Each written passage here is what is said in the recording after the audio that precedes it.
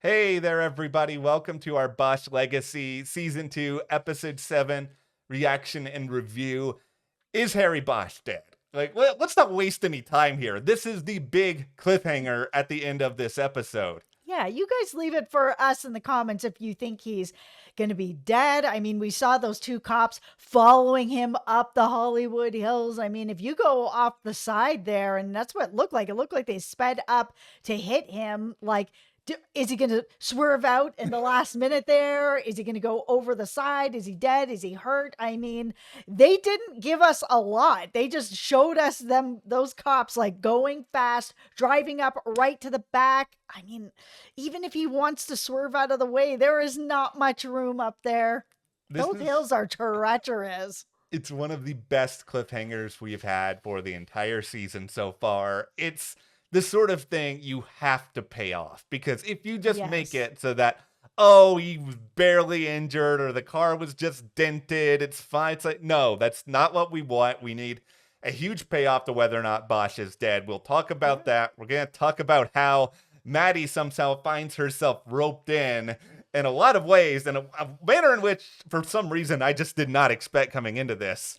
No, I didn't expect it either. I mean, she was really manipulated in this whole situation, and I completely understand why she ended up in this situation. All right, well, before we dive into any more, be sure to hit that subscribe button. That is the way in which you make sure you don't miss any of our other Bosch Legacy reviews coming through the rest of the season, and that also helps us very much to continue to make these discussions for all of you guys. So thank you so much, and we hope you hit that subscribe button. Yes, thank you so much. It really helps support the channel. Okay, let's talk about this ending, because these two cops have really started to put together how close Bosch is getting to them. And I mean like real close. He has seen the faces. He knows a lot that's going on. So they've gotten to the point now that they're kind of like, well, nothing else to do but run him off the road.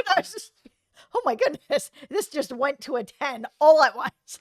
It's the recurring theme of this season where I think because these people are cops, they've sort of been like, well, we can just clean up our mess after the fact. We can be sloppy. We don't have to be that meticulous, which is ironic, given that because of their profession, you would think they would be more careful because they would want to make sure that nobody is ever able to retrace their steps. And yet they have gotten increasingly chaotic over the course of time, whether it be the jewelry store, whether it be what's happening here, like going after Harry Bosch, who's already neck deep in a lot of this stuff, and people know that he's neck deep in it. Where do you think this is going, guys? Yeah, you can't just kill everybody. Like, so okay, let's say they take out Harry. Then what? Mo knows, Honey knows. Like, there's a lot of people that know what is going on here. You can't just kill everybody, even though that's what they think they can do.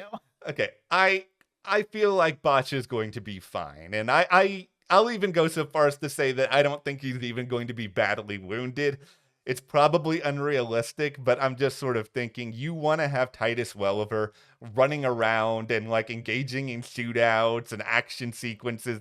You can't do that if he is like having a big cast on his leg and he's just like hobbling from one scene to the next. No, he has to be okay. And I think it was very purposeful that they didn't actually show the cars hitting, that there was a speed up. And it looked like they were getting close, but there was no sound of an impact. We didn't see an impact. So it's making me kind of feel like we might be jumping into the next episode where Harry sees it coming and he also speeds up.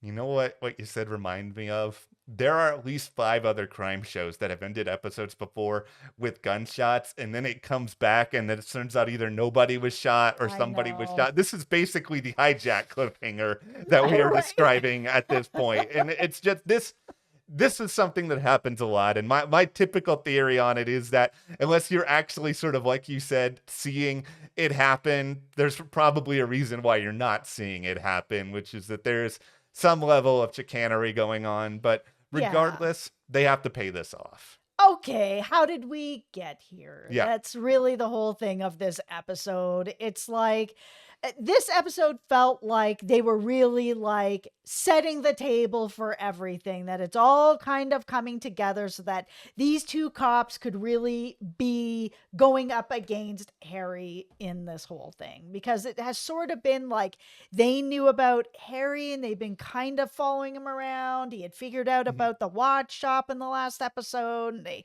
came in and killed the brothers and snatched all the watches to make it look like, it was just like a smash and grab kind of thing. But it was enough that Harry had left his card there, that he was kind of getting pulled in and being Yeah. questioned. And he was just like, okay, so clearly either I led these guys to the shop or like they're following me. Like Yeah. I think things are starting to come together for him, where he's piecing enough together, because he also had this little recording from Lexi that sounded like she knew that this watch was stolen, that Yeah. something was wrong, that it was going to implicate her husband maybe. And I said the husband is somehow Yeah. involved. I think that there's like, it's not just these two cops, that there's like a bunch of people that are involved in this. But Harry's really circling this. He is. And this is a very clearly complicated situation that has been set up, where I think these cops are the face of the operation. I think it runs a little bit deeper. I'm not saying that, an entire like division of the department is involved or anything, but I think there are several other people that are roped into this and somehow. Yeah, it's just, I think that the tinfoil hat, the All right. husband is involved in some sort of way. She found out about the watch, not being hot, and that, it can't be implicated with her husband. She's basically on this recording kind of being like, you got to let me sort of have an audit and investigate this. Otherwise, I'm going to really investigate this in a way that is going to just expose everything. And I think if the husband knew, then maybe he was in cahoots with these two cops to be like, listen, this watch just needs to get out of here. And he basically was thinking that he was staging the same sort of thing that this other doctor did, where it's seemingly this doctor had gotten this watch for his wife and then got into some, debts and needed the watch. So he staged a robbery to take the watch and then went and sold it to be able to pay off the debts. Then the husband got this watch, the deputy got this watch, gave it to his wife. It turns out that it's hot. And now this is happening. And I wonder if he hired or asked these two cops as friends, maybe people he knows, to come in and get the watch. And it turned into this, where it wasn't that he wanted his wife killed or any of the other things that happened. For whatever reason, those other things came in, whether it was like they were trying to stage it as something else, not just a robbery. Maybe obviously she knew too much. It was too close to the watches that was going on. Like something, the husband knows something. Yeah. The husband knows something. I think this is clearly a situation where, whether it is their own desire to continue this or just sort of the realization that we're in so deep, we just have to kind of keep going and hope that we can find our way out. Like, that's the position the cops are in. The position that Bosch is in, this is where I think makes his situation really fascinating. Is that you even see in this episode, and you have sort of throughout this season, the fact that he is not a cop anymore is a huge impediment to him when it comes to being able to actually investigate, because he can't get thorough answers from a lot of people, and he can't go to Maddie and be like, okay, Maddie, can you go and talk to X, Y, or Z person for me? Because she's still a pretty new cop. She doesn't have that credibility where if she just starts to run amok and starts to do her dad's bidding, everybody's going to be like, well, what in the world are you doing here, Maddie? And so Bosch, he's just up against it because he can't really get the answers that he needs. And if you're going to accuse cops of doing something in particular, you need to have surefire proof. And how he gets that, that's going to be the big question mark for me moving forward. Yeah, and I mean, these two other cops have now gotten surefire proof that Bosch is really, really closing in on them, Yeah. because they found a way to like finagle to get Maddie working on a case that they were working on, and to actually have her alone in a van where, he's gassing her up and being like, Yeah. oh man, like your dad's a legend. Like, Mhm. he was such a great detective. Oh man, well, I heard about what happened to you too. Man, you handled that like a champ. And she's just on the other side eating it all up because she's very young. And Yeah. she's also gotten a lot of negative feedback, from what her dad is doing right now, that he's sort of like, oh, he's gone over to the dark side kind of thing. And she's gotten a lot of heat for it. So to actually have, a cop that seems, he's been around a long time, actually be like, hey, I actually have a lot of respect for your dad and I have a lot of respect for what you did too. By the way, you want to talk about David Foster? Like, he was able to really maneuver that situation to get just enough information to know how close Bosch is. And, I don't blame her for giving that information. She thinks she's talking to another cop, which she is. And Yeah. she thinks she's talking to somebody who has more authority than her, which she is. And he's built up a good repertoire with her very quickly. Like, it made sense that she would say this. To me, there's a couple of things that are interesting here. Creatively, I love the fact that we're kind of looping in now Maddie to some extent with the Bosch story, because it has felt like, at least ever since the first two episodes, that we've kind of been in this direction of, here's the Bosch story, here's the Maddie story, we're going back to the Bosch story, and not everything has been that connected. So Mhm. to have everything kind of join forces, even if this is for a brief period of time, Mhm. that's really exciting. Beyond all of that, if I'm Maddie, and this is the big challenge because it's clearly been established Maddie is not that great about opening up, especially to her dad. But if this is sort of an outlier, and it certainly seems like it is, that people are coming to her and praising her dad and talking about her dad in these ways, wouldn't you go to Bosch after the fact and be like, something really weird happened at work today? These guys, they were saying this stuff, then they Mhm. started asking me about the case, and then Harry has got to be like, do you know their names? Do you know what they look like? And is that ball going to get rolling here? I think it is, because when we saw the cops driving away and Maddie standing on the street, she had a look on her face where she was just like, something's not right. I can't put my finger on it. I'm Yeah. not exactly sure, but something doesn't feel right. I feel like in this next episode, we're going to get that conversation between her and her dad where she's just like, yeah, this real weird thing has happened and they're asking about this, and oh, who are they? Oh, they're these guys. Uh-oh. Because we saw that he has a picture of these two cops, because they're just like, oh, these guys were working with James. Now James has turned up dead, and there was two car doors, and there's these two guys. Like, it's all coming together. Okay, here's my tinfoil hat theory for the next couple of episodes is that I think over maybe the next two, we're going to see a lot of closure eventually come together with this David Foster case, and that Mhm. this is going to be sort of the big focus. And ideally, I think in both mine and yours dream world, like this would be the story for the rest of the season. Our opinion about the Carl Rogers stuff has been very clearly stated. But I think that's going to circle around and be sort of the final boss at the end of this season, where we're all going to come back to Carl Rogers, because it still hasn't gone away completely. It's still looming. Yeah, it is. I mean, it looks like Matthew might be getting fired. We saw Rose pulling him into his office, just be like, we're going to talk, and closing the door. I was just like, uh-oh. Things are going to get bad. Things are going to get bad for a lot of people when it comes to this by the very end of it. I think the question there is just, okay, how quickly are they going to move? Because the wheels of justice with certain investigations can take a very long time. Now, the other thing that I did like to see a little bit of payoff, and it was happening in this episode, was with Maddie, because we saw in the last episode she had this real fear that she sat down with Honey and was just like, oh, for my impact statement, one of the things that I'm really worried about is that I'm going to be very honest in it, and it's going to impact my job, Yeah. that they're going to think that I can't do my job. And sure enough, this episode, it's circled around where someone is basically like, we got to sit down with you and talk to you, about your sleep, about this, about the things that you said. And she's just like, oh no, like, listen, Yeah. like, I'm fine. Things are okay. Like, don't worry. And I don't know how much deeper it's going to get, but I'm glad there was some payoff on that.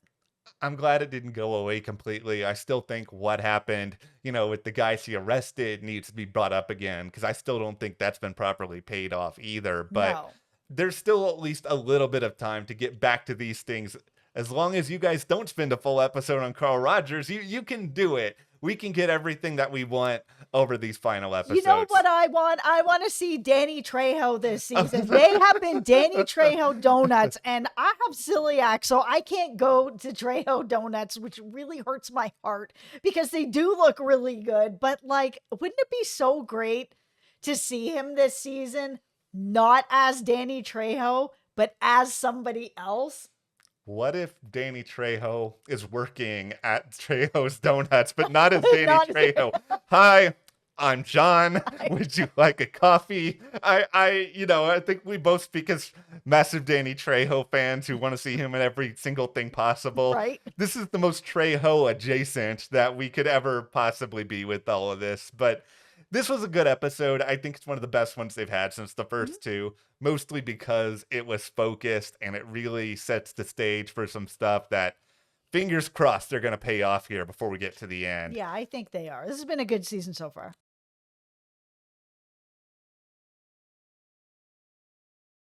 Hey there, everybody. Welcome to our Bosch Legacy Season 2, Episode 8 reaction and review. Not good news for Honey Chandler in this episode. Honey Chandler is arrested. What is going to happen to her? Oh my goodness, it's really not looking very good for her. I mean, they have a recording of her saying some stuff Yeah. that I don't know how she walks that back. Like, I know she's a really good lawyer Yeah. and she's got a lot of people around her that could really help her, but it's way different when it's your own voice talking about things that you should not be knowing in real time with everything with the pipeline. Like, how did she get out of this? Like, I don't think she can. I think this is probably what makes the writers excited to work on this show, because they did it with Maddie at the start of this season too, where it's we write ourselves into the corner that is like the most narrow, difficult to walk back out of possible, and then we have to find a way to do that. Because yes, on the surface, I don't know how in the world Honey recovers from this, because you're going to need to find some sort of loophole, some sort of witness. You're going to have to like go after the credibility of the people going after you. It is an extremely difficult proposition, but yet here I am thinking that Honey is not going to spend the rest of Bosch Legacy behind bars. Well, I don't know. We could be going into next season with that, because the one person that I thought would probably be able to help her, because he's got so much experience and he's so smart, is Martin. And Martin is not happy. Yeah. Not happy. I mean, the FBI came in and searched all of, his law firm. He's never really had to deal with that. They're taking entire filing cabinets of stuff that he's just like, Honey wasn't even working here when you're taking these files that she didn't even work on. Like, oh my goodness, like his whole reputation is going down the drain. Is he going to help her at that point? Okay. I don't know, man. If I'm Martin, I'm like, Yeah, I'm just, getting out the door. Okay, well, I have one theory as to what may help here. How can you get through to Mark? But before we do any of that and talk about it, be sure to hit that subscribe button. We are here throughout all of Bosch Legacy, taking you through this crazy Season 2 ride. And by subscribing, you help us continue to be able to do these videos for you guys that we really, really love doing. So thank you so much to those who have subscribed. Thank you so much. It really does help us to hit that subscribe button. Here is what's going to happen with Martin. Okay. Harry Bosch is going to come in and he's going to be like, yo, Martin, come on. Like, what are you doing? I mean, that's a simplistic way of putting it, but Bosch is going to come through for Honey. Like, I feel that in every fabric of my being. And I understand why Martin is mad. Like, let's make that clear. Honey did and said some stuff that got her in trouble, and by extension gets the entire firm in trouble. He doesn't want to see all of his life's work crumble because of her and the decisions that she's made. But I think if it can be put through to him that basically she's being set up as a fall person for other people who are so interested in their own self-preservation. Like these are these are the people that they should be fighting for at their firm in the first place. Like that is what Honey has been trying to do with David Foster, somebody who has been set up. I think it's just really hard for Martin because last season he told her multiple times that Yeah. she was not just riding the line, but she was skating over the line, and he knew it, and he warned her, and she kept being like, don't worry, it's gonna be okay. I'm not Yeah. doing anything, I promise. It's all gonna be fine, fine. And here we are, right? Like nothing is fine. The FBI is in his office, taking his files, trashing everything. His reputation is getting trashed with this as well because his name is on, the front door. This is his firm. And one of his lawyers that's working at his firm is now arrested in something that's a really big deal and on tape saying Yeah. stuff. Like it's just, it's tough. Yeah, I don't know how Bosch convinces him to help out, and maybe he doesn't. Maybe Yeah. he finds another way around it.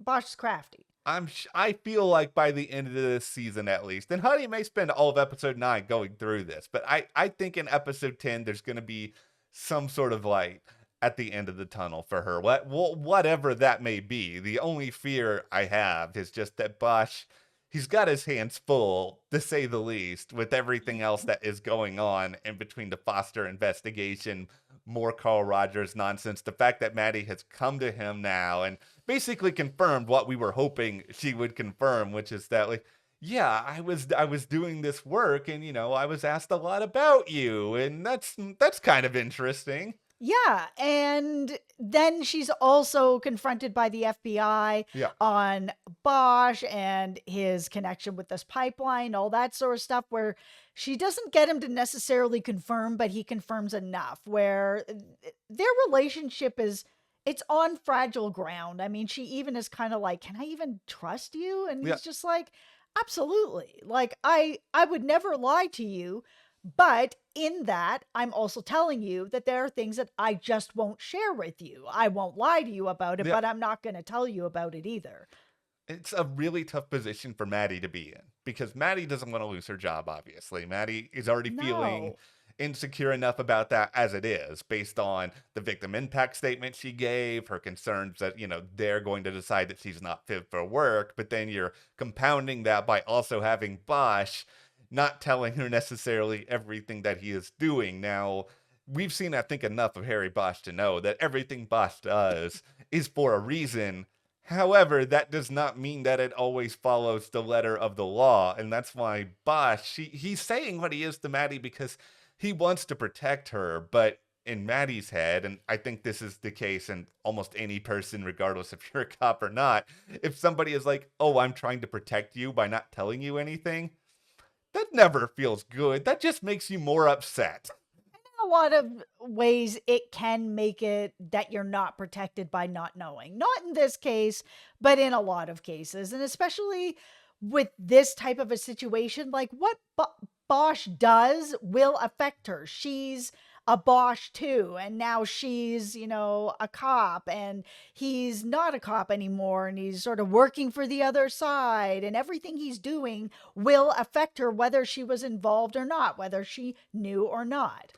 I think this part of the story is going to get a lot more complicated now over the Yeah. next couple of episodes because, there's enough people already who know that Maddie is a part of the force, that she's Harry Bosch's daughter, and because of the precarious position that he's in, I'm not saying we're going to be in another repeat spot at the start of the season where like Maddie's life is going to be on the line or anything. I don't think the show wants to repeat itself in that way, but No. I think her career is going to be leveraged in order to get Bosch to talk and get Bosch to say everything that he did so that maybe they could try to nail him for everything that happened with the pipeline, while sort of simultaneously, the more that happens with Bosch that's connected to the pipeline, the more difficult it is for him to act on anything when it comes to David Foster, the watches, this sort of scheme that some of these bad cops have sort of cooked up because it makes him look more and more unreliable.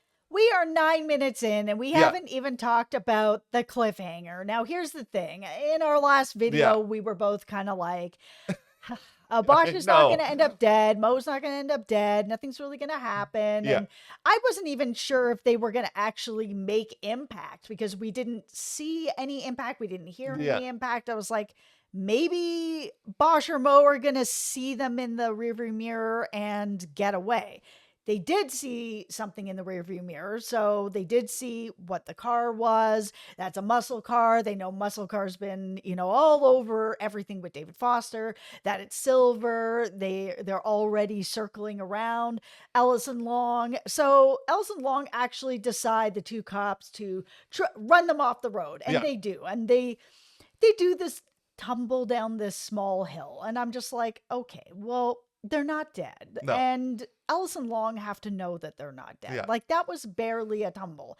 And I'm not saying like I'm sure it wasn't scary or whatever, but that was not going to kill them. So it didn't, of course. Bosch basically walked away from it. He was in the hospital with Mo, who had a concussion and some scratches, and it was so cute. He was like, "Oh, I'm going to stay with you a little while." I was like, "Oh, their relationship is so cute." But seeing Ellison Long standing at the top of the hill being like, "Yeah, man, we did it." I'm like, you guys are cops. Like, you think that killed them? You guys think that killed them?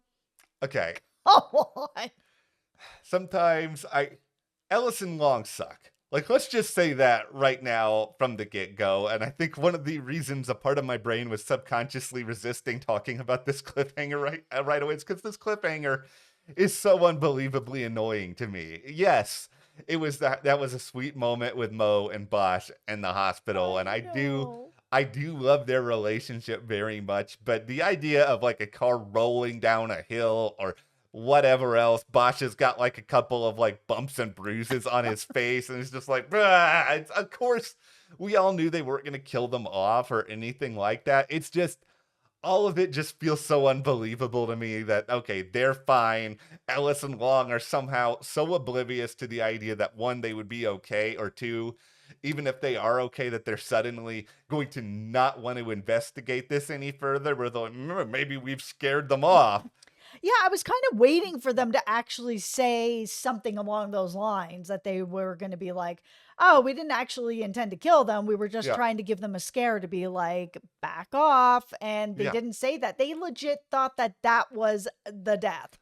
Yeah, it's so unbelievably ridiculous. Yeah, and it was a little bit unbelievable how much they were able to kind of figure out of, thin air, like this has happened before with the tracker and all this. That's just like, oh, he's probably not even with that tracker. And like, it's a little bit interesting how clairvoyant those two cops are, that they've just been able to kind of figure everything out. Yeah, there's parts of the case elements of this season that are a little bit messy. And I think one of the complications is because you're trying to take on so many different things at once. And they're also, I think, kind of trying to tie the pipeline together with the David Foster investigation to a certain degree, that I think as a result of all of this, there's going to be some dots that aren't properly connected. And this season probably would have benefited, if we've said this before, from more focus and maybe more getting rid of the Carl Rogers stuff. I think it would have made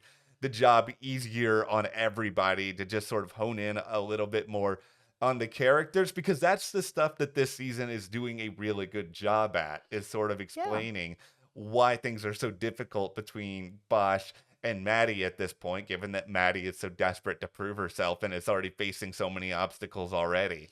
Yeah, so we did get some movement on what was going on with the watch story. Anybody else out there surprised that we actually got this shootout with Ellison Long this early? Like, I know it's episode 8, but like we still have a couple more episodes to go. It surprised me. I didn't expect it to be happening at this time, which worries me that the rest of the season is going to be Carl Rogers all the way to the end. But we saw that, Bosch got a look at that DVD, that the watch guys had, and it gave enough information for him to kind of be like, okay, we need to start the beginning. We need to go to this doctor who had this watch in the first place, and like, what's going on? Who shows up?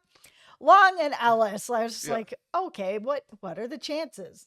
100%, because here they are having a shootout in this doctor's house. Yeah.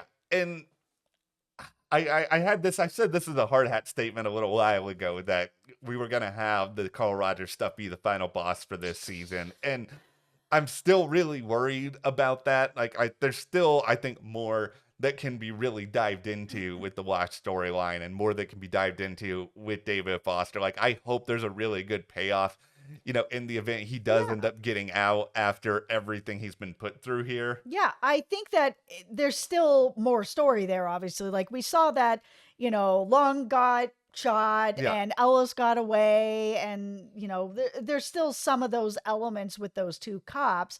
But we did see this scene with Bosch and Honey where they kind of went through everything. And they're like, okay, we know the timeline of how things very likely happened, but they still don't know how that DNA of Dave Foster ended up with Lexi. Like, how did that end up happening?